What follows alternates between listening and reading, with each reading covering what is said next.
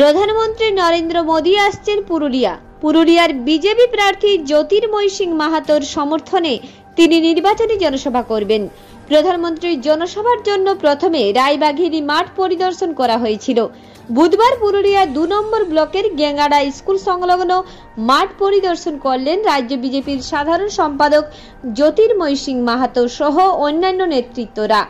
মাঠ পরিদর্শনের পর সাংবাদিকদের মুখোমুখি হয়ে পুরুলিয়া লোকসভা আসনের বিজেপি প্রার্থী তথা বিদায়ী সাংসদ জ্যোতির্ময় সিং মাহাতো জানান, পুরুলিয়া 2 নম্বর ব্লকের গেঙ্গাড়া স্কুল সংলগ্ন মাঠে ঐতিহাসিক জনসভা করবেন প্রধানমন্ত্রী নরেন্দ্র মোদী। এই জনসভায় লক্ষ লক্ষ মানুষের সমাগম হবে। আমরা সোশ্যাল মিডিয়ার মাধ্যমে আপনি জানিয়েছি যে আগামী 19 তারিখ সকাল 10টার সময় যেখানে আমরা দাঁড়িয়ে আছি গেঙ্গাড়ার মাঠ, এই মাঠে বিশাল সমাবেশ হতে চলেছে এবং যতগুলো সমাবেশ হয়েছে সেগুলোকে ছাপিয়ে দেওয়ার মতো হবে।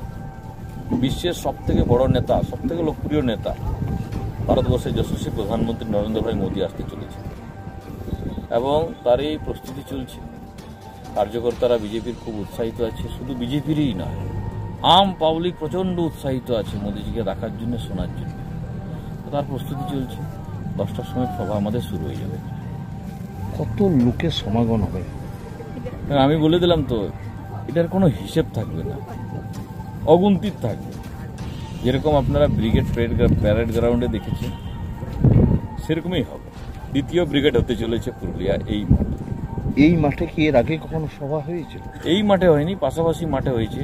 মাননীয় প্রধানমন্ত্রীর সভা এর আগে আপনার এর ভাঙড়ার মাঠে হয়েছে, সেই ভিড় আপনারা দেখেছেন।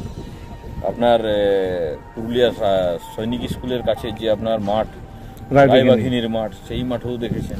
লক্ষ লক্ষ মানুষের। আপনারা এই মাঠটাকে, এত বড় মাঠটাকে বাঁচলেন কেন? দেখুন, এই ছোট মাঠে হবে না। আমরা ওই মাঠগুলোতে দেখার চেষ্টা করছিলাম, সেই মাঠে সম্ভব নয়। যে পরিমাণে লোক আসবে তাতে সমস্যা হবে, কোনো রকম সমস্যা না লোকের দাঁড়ানোর জন্য, সেই জন্যই এত বড় মাঠ আমরা বেছেছি।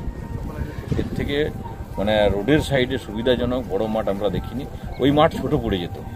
ইউনিভার্সিটির যে পাশের মাঠ, সেই মাঠ ছোট হতো, আর আপনার ওই ভাঙড়ার মাঠটাও এর থেকে ছোট হতো। সেই জন্য আমরা বড় মাঠ বেছে নিয়েছি।